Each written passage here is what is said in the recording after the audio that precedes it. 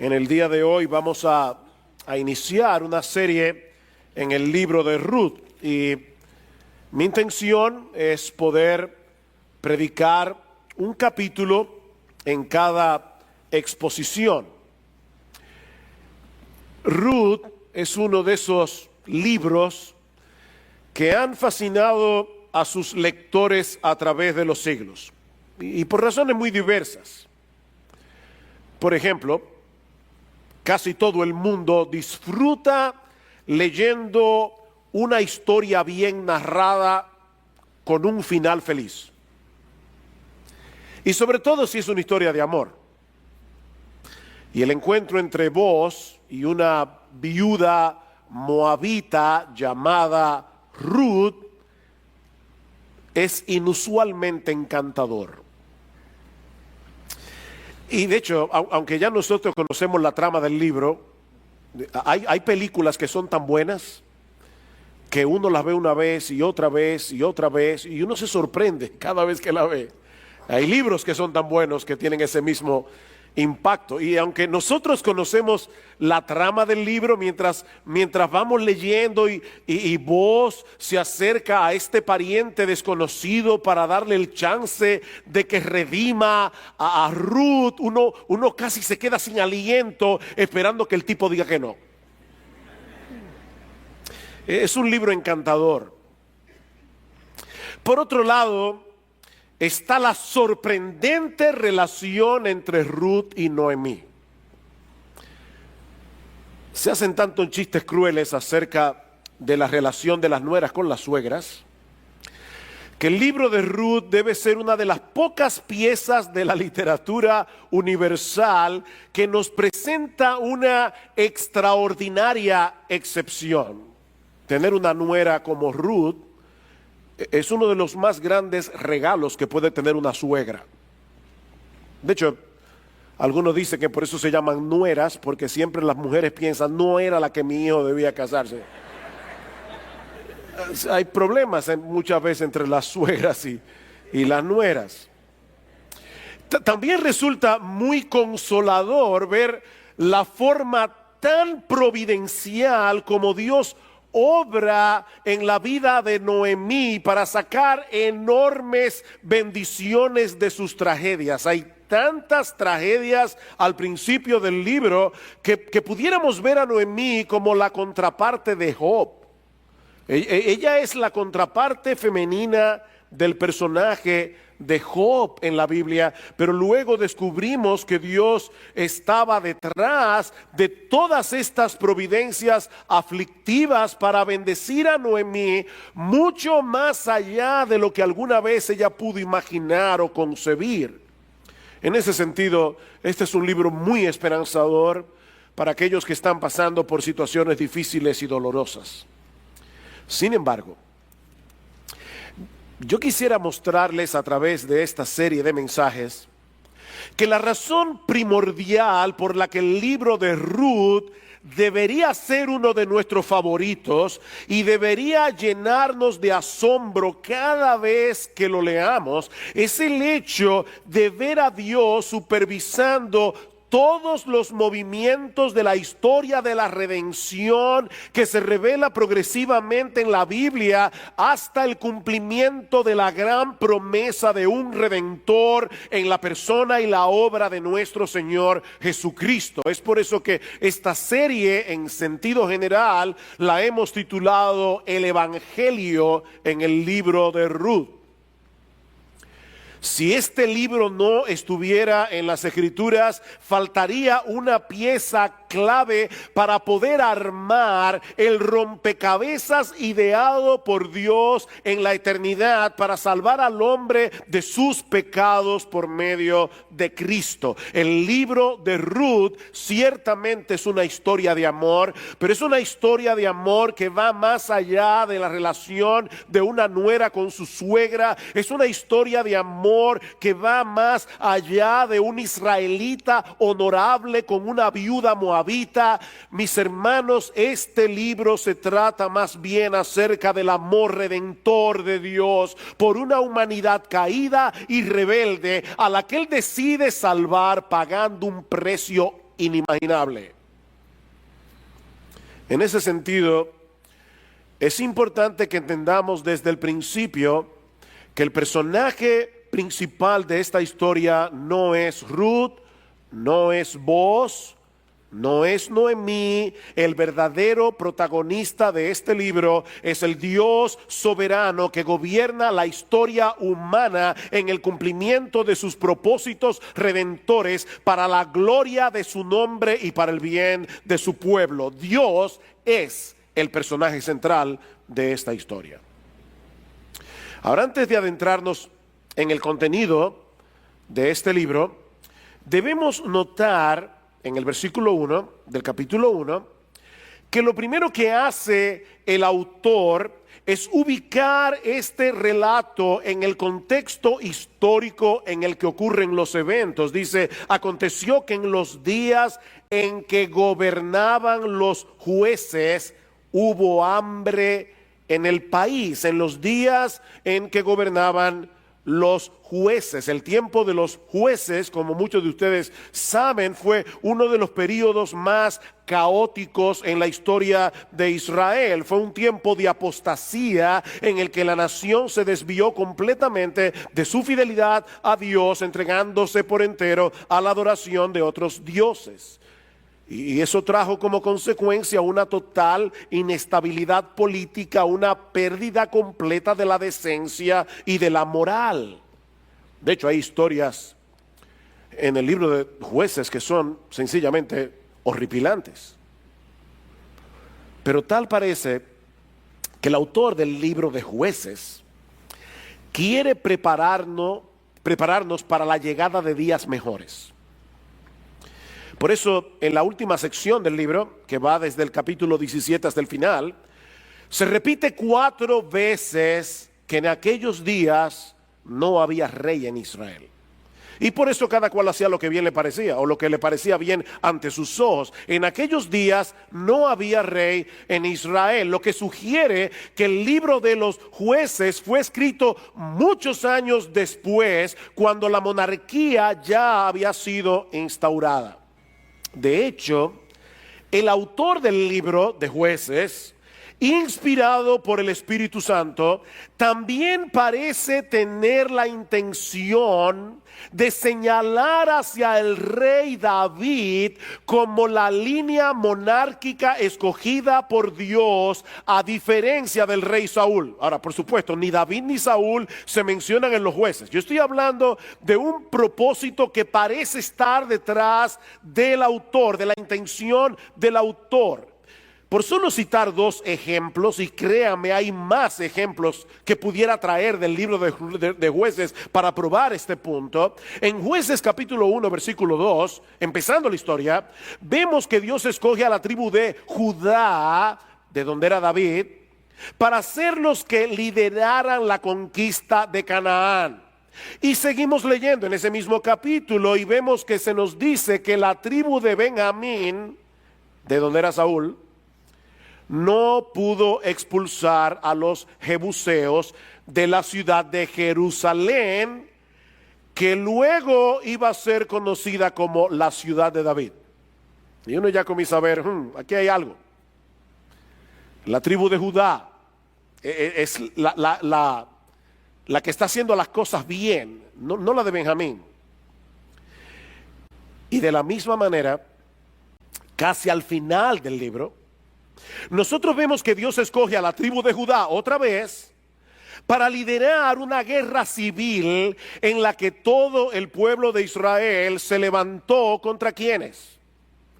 Contra la tribu de Benjamín, por las atrocidades que se cometieron contra un levita y su concubina, un hecho que sucede precisamente en la ciudad de Gibeá. ¿Y quién era de la ciudad de Gibeá? Era Saúl. Y la tribu de Judá es la que tiene que liderar esta guerra civil. Y es como diciendo, cuando vayan a escoger, miren bien a dónde ustedes ponen sus ojos. Es Judá, no es Benjamín. Así que el libro de los Jueces nos prepara para la llegada del rey David. En el primer libro de Samuel, el rey que habría de inaugurar la dinastía de la que iba a venir nuestro Señor Jesucristo. Pero entre Jueces y Primera de Samuel tenemos el libro de Ruth, para mostrarnos que en esos momentos tan sombríos de la historia de Israel que se describen en el libro de los Jueces, Dios continuaba moviendo los hilos de la providencia para llevar a cabo sus propósitos redentores. Por eso está ahí el libro de Ruth. En la mañana de hoy vamos a estar considerando todo el capítulo 1 del libro, que inicia con una serie de tragedias por las que atraviesan Noemí y su familia en los versículos 1 al 5. Por eso hemos titulado esta sección como Una oscura y amarga providencia. Hubiéramos podido titularla también De mal en peor. Versículo 1. Aconteció que en los días en que gobernaban los jueces hubo hambre en el país, y un hombre de Belén de Judá fue a residir en los campos de Moab con su mujer y sus 2 hijos. Aquel hombre se llamaba Elimelec y su mujer se llamaba Noemí. Los nombres de sus 2 hijos eran Malón y Kelión, efrateos de Belén de Judá, porque hay 2 Belén. Esta es Belén de Judá. Y llegaron a los campos de Moab y allí se quedaron. Y murió Elimelec, marido de Noemí, y quedó ella con sus 2 hijos, y ellos se casaron con mujeres moabitas. El nombre de una era Orfa, el nombre de la otra Ruth, y habitaron allí unos 10 años. Murieron también los 2, Malón y Kelión. Y miren cómo el autor resume esto. Y la mujer quedó privada de sus 2 hijos y de su marido. El libro comienza con un tiempo de hambre y escasez en la tierra de Israel.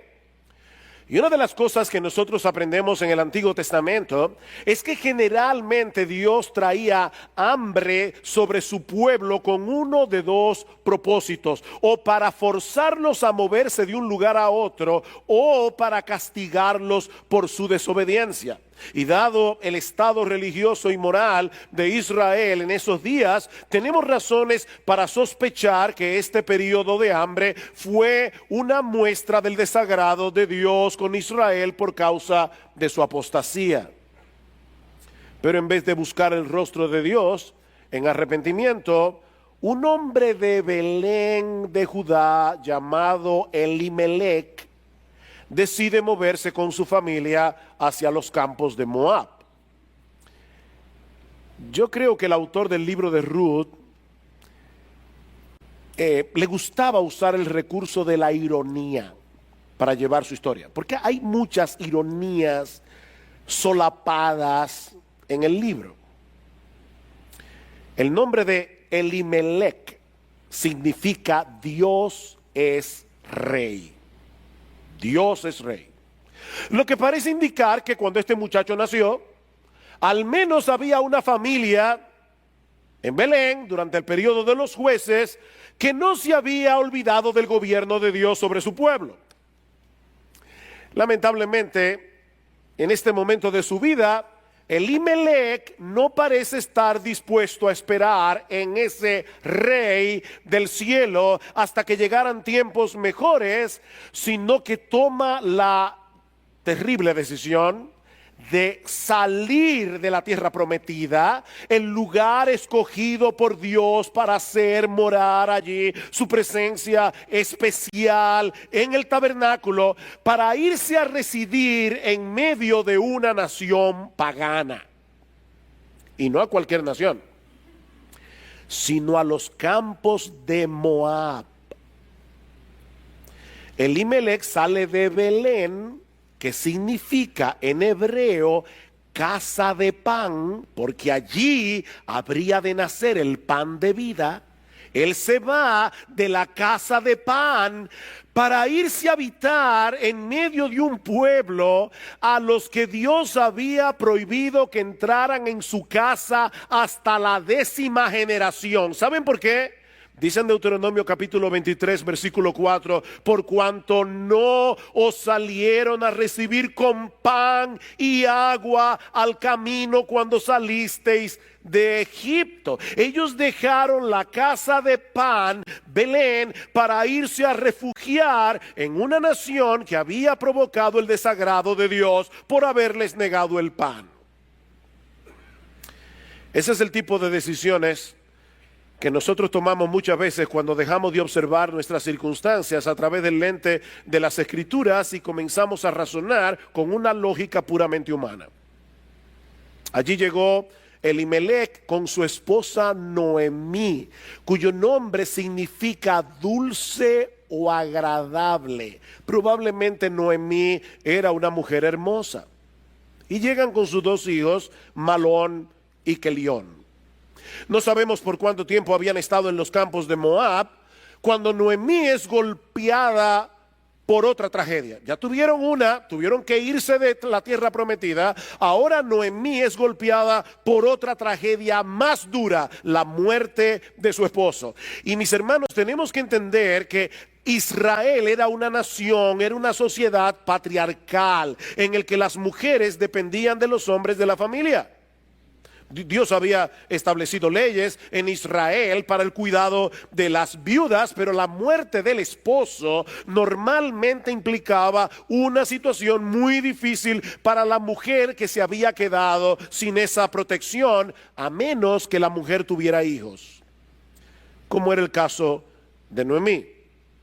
Así que todavía, en medio de su tristeza, ella contaba con la protección de sus dos hijos, Malón y Kelión, los cuales, como era de esperar, se casaron con dos muchachas paganas, Orfa y Ruth. Pasan 10 años, ¿notaron eso en el texto? 10 años. Y por una razón que el autor no especifica, ninguno de los dos pudieron procrear hijos. Otra tragedia para Noemí. Se quedó sin esposo, se quedó sin la bendición de que sus hijos le dieran nietos, que alegraran sus días en la vejez, que preservaran el nombre de la familia, algo muy importante en Israel. Pero las tragedias no habían terminado para Noemí. Al cabo del tiempo, también mueren sus dos hijos. Y no deja de ser sorprendente el poco espacio que el autor del libro le dedica a narrar todas estas tragedias. 5 versículos. Una tragedia detrás de la otra. Como si el Espíritu Santo no quisiera llamar nuestra atención a las aflicciones de esta familia, sino más bien a la manera como estas 3 mujeres, Noemí, Orfa y Ruth, reaccionan ante estas providencias tan oscuras y amargas, porque esta es la sección más larga del libro, lo que nos lleva a nuestro segundo encabezado, una respuesta incoherente. Versículo 6. Entonces se levantó con sus nueras para regresar a la tierra de Moab, porque ella había oído en la tierra de Moab que el Señor había visitado a su pueblo dándole alimento. Salió pues del lugar donde estaba y sus 2 nueras con ella y se pusieron en camino para volver a la tierra de Judá. En aquellos días no era de buena costumbre que uno se despidiera de alguien que se iba a vivir a otro lugar en la casa. Normalmente seguían a la persona un trecho del camino y de ahí la despedían. Por eso dice que salió ella con sus 2 nueras, pero la intención de Noemí de ninguna manera era llegar hasta Belén con Orfa y con Ruth. Vean el versículo 8. Y Noemí dijo a sus nueras: id, volveos cada una a la casa de vuestras madres, que el Señor tenga misericordia de vosotras, como vosotras la habéis tenido con los muertos y conmigo. Que el Señor os conceda que halléis descanso cada una en la casa de su marido. Entonces las besó y ellas alzaron sus voces y lloraron y le dijeron: no, sino que ciertamente volveremos contigo a tu pueblo. Noemí, estando en la tierra de Moab, recibe la noticia de que el Señor había visitado a su pueblo. El texto dice literalmente, como la Reina Valera, para darles pan. para darles pan. Así que Noemí decide regresar a Belén. Pero en vez de tratar de convencer a sus dos nueras que se fueran con ella a la tierra prometida, y era obvio que estas dos muchachas amaban a su suegra de todo corazón, en vez de permitir y de tratar de convencer que sus nueras regresaran con ella a ese lugar que Dios había escogido para manifestar su presencia especial, Noemí hace lo imposible por convencerlas de que se quedaran en Moab. Y lo hace con un lenguaje tan espiritual, tan piadoso. Versículo 7. Que el Señor tenga misericordia de vosotras, como vosotras la habéis tenido con los muertos y conmigo. La palabra hebrea Gesed, que por cierto aparece varias veces en el libro de Ruth, y aquí se traduce como misericordia, da la idea más bien de la fidelidad del amor de Dios para con su pueblo en virtud del pacto que él había hecho con ellos. Es una palabra sumamente difícil de traducir al español. Es como amor pactal, amor de pacto, amor fiel. Noemí está apelando al amor de Dios, un Dios que es fiel a su palabra, un Dios que es fiel a su pacto, pidiéndole que tenga misericordia de sus dos nueras. Y en el versículo 9, Noemí las bendice deseándoles que el Señor les diera descanso. Sin embargo, al mismo tiempo, Noemí está aconsejando a sus dos nueras que permanezcan en Moab, no solo con sus familias respectivas, sino también con sus dioses. Más adelante, cuando Orfa decide quedarse en Moab, escuchen lo que le dice Noemí en el versículo 15 del capítulo 1. Entonces Noemí dijo: mira, tu cuñada ha regresado a su pueblo y a sus dioses. Vuelve tras tu cuñada. Ruth, es mejor para ustedes quedarse con vuestros dioses en la tierra de Moab que venir conmigo a refugiarse en el Dios de Israel. Y uno se pregunta, ¿en qué estaba pensando Noemí? ¿Qué era lo que Noemí tenía en su mente en ese momento? Bueno, gracias al Señor no tenemos que especular, porque el mismo libro nos revela qué era lo que había en la mente de Noemí. Ella quería que Orfa y Ruth pudieran hallar descanso y seguridad casándose de nuevo. Y ella no tenía nada que ofrecerles en ese sentido. Eso es básicamente lo que dice a partir del versículo 11. Pero Noemí dijo: volveos, hijas mías, ¿por qué queréis ir conmigo? ¿Acaso tengo aún hijos en mis entrañas para que sean vuestros maridos? Volveos, hijas mías, id, porque soy demasiado vieja para tener marido. Si dijera que tengo esperanza, y si aún tuviera un marido esta noche, y también diera a luz hijos, ¿esperaríais por eso hasta que fueran mayores? ¿Dejaríais vosotras de casaros por eso? No, hijas mías, porque esto es más difícil para mí que para vosotras, pues la mano del Señor se ha levantado contra mí. Para poder entender qué era lo que había en la mente de Noemí, es necesario conocer un aspecto de la ley de Moisés que va a jugar un papel trascendental en toda la historia del libro de Ruth. De acuerdo a la ley de Moisés en Deuteronomio capítulo 25, lo puede leer luego, versículos 5 al 10, cuando un esposo israelita moría, la ley, estipulaba que uno de sus hermanos solteros o uno de sus parientes cercanos se casara con la viuda y así preservara el nombre y la heredad del pariente que había muerto. O sea, si alguien se casaba con Ruth o con Orfa, el nombre del hijo iba a llevar el apellido de los padres muertos, no de él.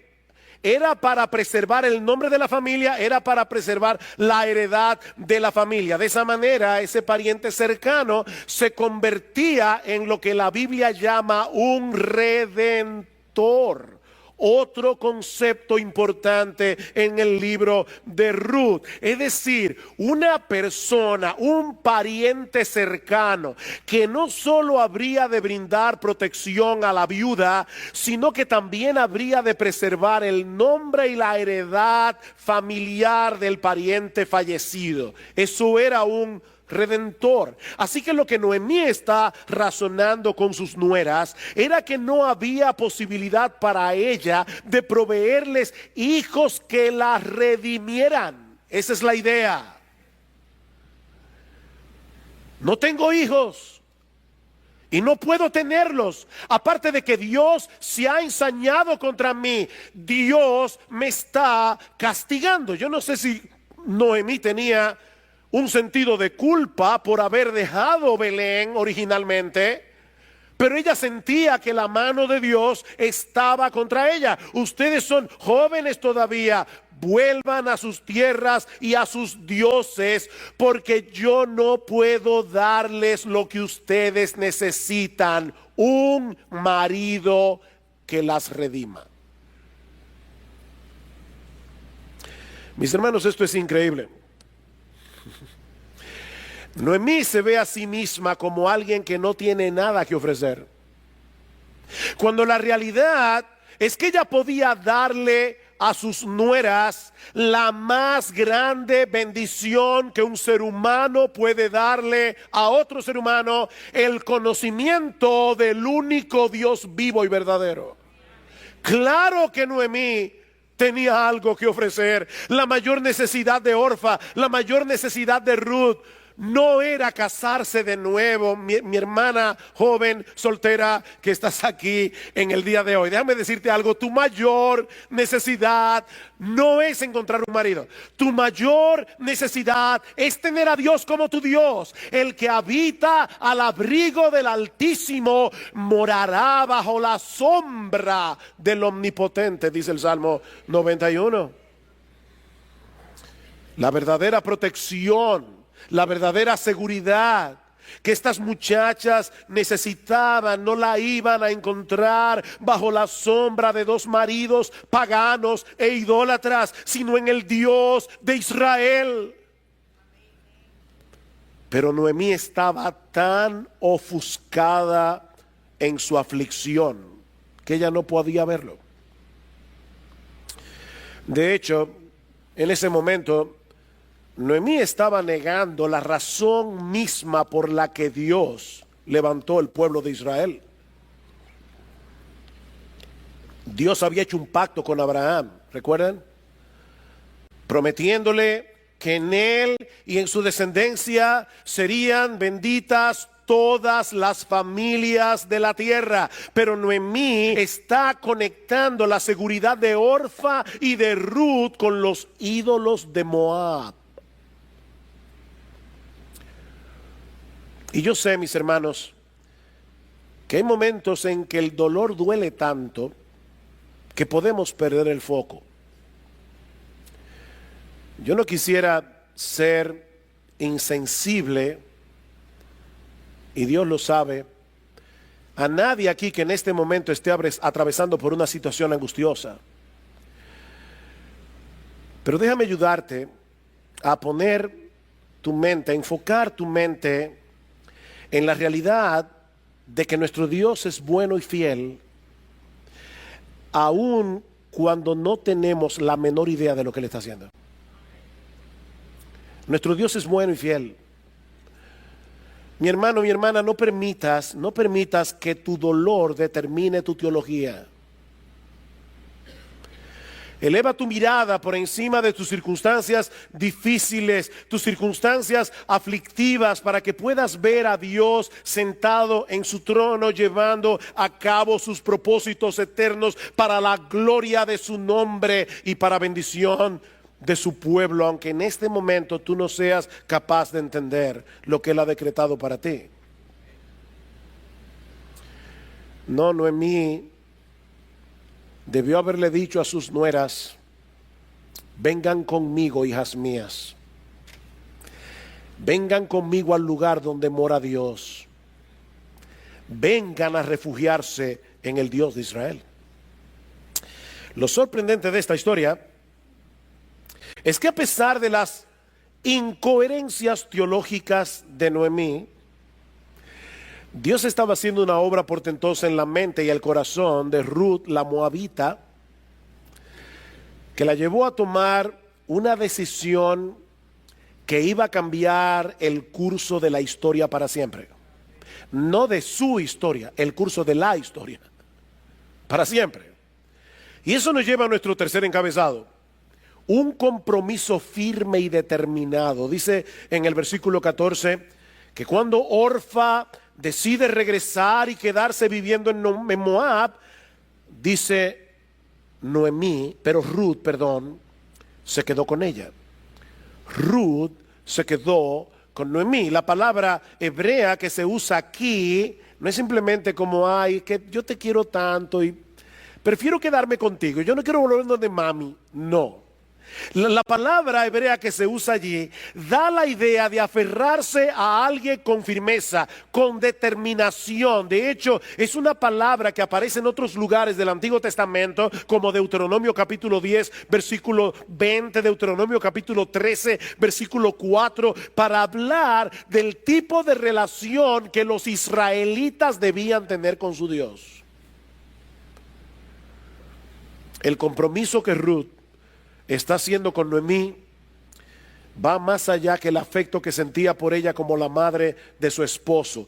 Ruth se está comprometiendo con el Dios de Noemí y con el pueblo con el que ese Dios había entrado en una relación de pacto. Noten el versículo 15. Entonces Noemí dijo: mira, tu cuñada ha regresado a sus pueblos, a su pueblo y a sus dioses. Vuelve tras tu cuñada. Pero Ruth dijo: no insista que te deje o que deje de seguirte, porque a donde tú vayas iré yo, y donde tú mores moraré. Tu pueblo será mi pueblo y tu Dios será mi Dios. Donde tú mueras, allí moriré y allí seré sepultada. Así haga el Señor conmigo, y aún peor, si algo excepto la muerte nos separa.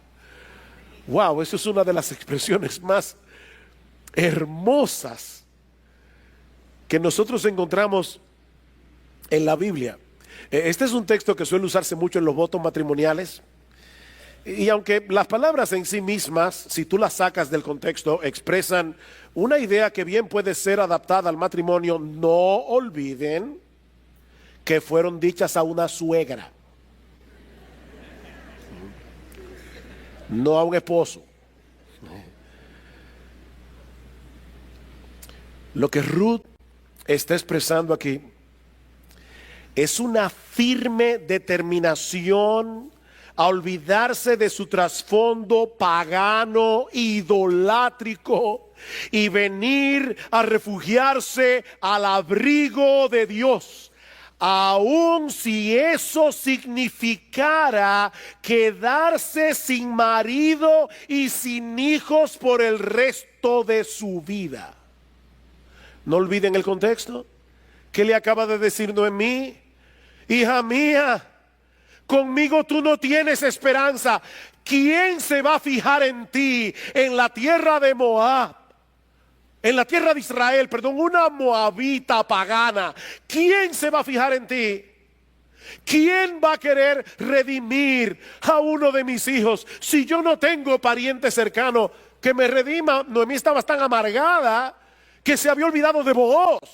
Pero eso lo veremos en el próximo capítulo. Sin embargo, Ruth está determinada a continuar viviendo en la comunidad del pacto, y aún en el caso de que Noemí muriera antes que ella, Ruth le dice: yo me voy a quedar aquí. Y si yo muero primero, no llames a mami, no llames a papi para que vengan a buscar el cadáver, Porque a partir de este momento estoy tomando la determinación de olvidarme de mi familia, de olvidarme de mi trasfondo religioso, de olvidarme de mi tierra. Yo soy ahora una israelita de corazón. Yo he venido a refugiarme bajo la sombra del Dios de Israel. Lo increíble de esto, mis hermanos, es que si Ruth le hubiera prestado atención a las palabras amargas de Noemí, nunca habría confiado en Dios. Pero a pesar de las experiencias amargas de su suegra, eso no le impidió ver la realidad de que el Dios de Israel era digno de su confianza, de que el Dios de Israel era digno de su devoción. De hecho, noten cómo más adelante Booz interpreta las palabras de Ruth en este capítulo. Dicen en Ruth capítulo 2 versículo 11, dice: Booz le respondió y dijo: todo lo que has hecho por tu suegra después de la muerte de tu esposo me ha sido informado en detalle, y cómo dejaste a tu padre, a tu madre y tu tierra natal, y viniste a un pueblo que antes no conocías. Que el Señor recompense tu obra y que tu remuneración sea completa de parte del Señor, Dios de Israel, bajo cuyas alas has venido a refugiarte. ¿Ven el punto? No fue simplemente por amor a Noemí que Ruth tomó esa decisión. Ella había decidido atar su vida al Dios de Israel. Nosotros no sabemos qué tanto había escuchado Ruth acerca del Dios de Israel mientras su esposo vivía. Tal vez en las comidas familiares ellos hablaban de la forma portentosa como Dios había librado a Israel de la esclavitud en Egipto. Tal vez le contaron acerca de cómo Dios había abierto el mar rojo para que el pueblo pasara en seco, cómo Dios había detenido las aguas del Jordán, cómo habían caído las murallas de Jericó. Probablemente Ruth escuchaba todas esas historias y en su corazón el Espíritu Santo le estaba abriendo el entendimiento para que ella entendiera, aún estando en Moab, en medio de todos aquellos ídolos, que hay un solo Dios vivo y verdadero, y es el Dios de Israel.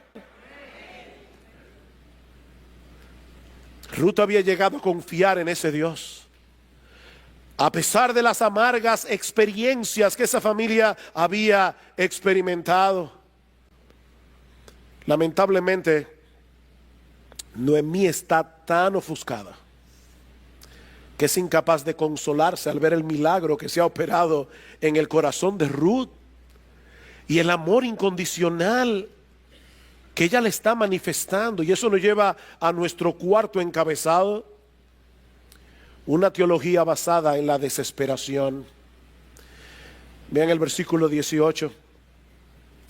Al ver Noemí que Ruth estaba decidida a ir con ella, no le insistió más. Caminaron pues las dos hasta que llegaron a Belén. Y sucedió que cuando llegaron a Belén, toda la ciudad se conmovió a causa de ellas, y las mujeres decían: ¿no es esta Noemí? Y ella les dijo: no me llaméis Noemí, llamadme Mara, que significa amarga, porque el trato del Todopoderoso me ha llenado de amargura. Llena me fui, pero vacía me ha hecho volver el Señor. ¿Por qué me llamáis Noemí? Ya que el Señor ha dado testimonio contra mí, y el Todopoderoso me ha afligido. Cuando estas dos mujeres entran por las calles de Belén, el rostro de Noemí reflejaba el impacto de su aflicción, a tal punto que las mujeres comienzan a murmurar. La palabra hebrea significa hablar en susurro. Estas mujeres comenzaron a ver el rostro de Noemí. Decían: pero ¿qué es esta? ¿Es esta mujer Noemí? ¿Qué le pasó a Noemí? Y seguramente recordaban su belleza. Cuando ella había partido de Belén unos años atrás, ellos no podían creer el estado demacrado en que se encontraba esta mujer. Y Noemí está consciente del cambio que se ha operado en ella. Por eso les dice: no me llamen Noemí, No me llamen Noemí. Hace tiempo que mi vida dejó de ser dulce. Hace tiempo que mi vida dejó de ser agradable. Sería más apropiada que me llamen amarga. Llámenme amarga, porque el Todopoderoso me ha llenado de amargura. Noten, mis hermanos, que Noemí no creía en un destino ciego que se había ensañado contra ella. Noemí no le dice a estas mujeres: he tenido mala suerte. No, ella estaba completamente segura de que el Dios Todopoderoso, el Dios soberano, seguía sentado en su trono, y que todo lo que a ella le había acontecido y a su familia había sido decretado por él. ¿Y saben qué? Noemí tenía toda la razón. En esos dos aspectos su teología era correcta. Saben, mis hermanos, que hay algunos cristianos que quieren defender a Dios en medio de las aflicciones, en medio de las circunstancias dolorosas, negando su control soberano sobre esos aspectos de la vida. Pero, mis hermanos, eso no solamente es antibíblico, eso tampoco es ningún consuelo. Eso no es ningún consuelo. Hemos dicho muchas veces en este mismo púlpito que si Dios solamente controlara las cosas que salen bien en este mundo, Él no controla casi nada. Si Dios solamente controla las cosas que salen bien, vamos a tener que concluir que hay un montón de cosas que Él no controla, y eso, mis hermanos, no es ningún consuelo. Pero nosotros podemos descansar en el hecho de saber que nuestro Dios sí está en control y que Él tiene un propósito sabio, justo y bueno en todo lo que hace, aun cuando nosotros no podemos entenderlo. Dos veces Noemí se refiere a Dios como el Shaddai, en los versículos 20 al 21, el Todopoderoso, el Shaddai. Y dos veces le llama Señor. El Todopoderoso me afligió, el Señor me ha afligido. Su teología era mejor que la de muchos evangélicos en el día de hoy, pero era una teología incompleta. Ese era el problema. Era una teología incompleta, porque Noemí estaba analizando a Dios a la luz de su experiencia, en vez de mirar hacia Él a la luz de su palabra. Era una teología basada en la desesperación. Pero nuestro Dios es paciente. Él todavía tenía planes sorprendentes para la vida de Noemí. Y es por eso que el capítulo 1 termina con un rayo de esperanza brillando en el horizonte. Este es mi quinto encabezado. Un rayo de esperanza brillando en el horizonte. Versículo 22. Y volvió Noemí, y con ella su nuera Ruth, la moabita. Siempre se le llama la moabita.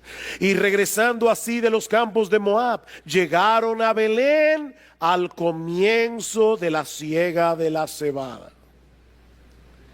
¡Qué casualidad! Llegaron a Belén al comienzo de la siega de la cebada. No solo había alimento para ellas en Belén, la casa de pan, sino que llegaron en el momento preciso para que se desencadenaran una serie de eventos en el contexto de la siega de la cebada, que no solo cambiarían radicalmente la vida de Ruth, sino que cambiarían radicalmente la historia del mundo, como veremos a lo largo de esta serie. Mis hermanos, ¿qué aprendemos de esta historia? Hay varias lecciones aquí, pero por causa del tiempo voy a limitarme solamente a mencionar algunas. La primera es que la amargura produce ceguera espiritual. La amargura produce ceguera espiritual. Es verdad que Noemí había sufrido muchas tragedias, pero también es verdad que Dios había comenzado a mostrarle su bondad. Dios había comenzado a mostrarle su misericordia, pero ella estaba tan amargada que era incapaz de verlas. Fue Dios el que visitó a su pueblo infiel para darles pan en medio del hambre. Fue Dios. Dice en el versículo 6, y fue Dios el que le hizo saber a Noemí que eso estaba sucediendo en Belén. De alguna manera Dios se le ingenió para traerla otra vez a la tierra prometida. Dios estaba haciendo algo. Fue Dios el que orquestó las cosas para que llegaran justo al comienzo de la siega de la cebada, donde Ruth no solamente conseguiría alimento, conseguiría un redentor. ¿Y qué redentor? Pero sobre todas las cosas, fue Dios el que le dio el regalo de tener una nuera como Ruth.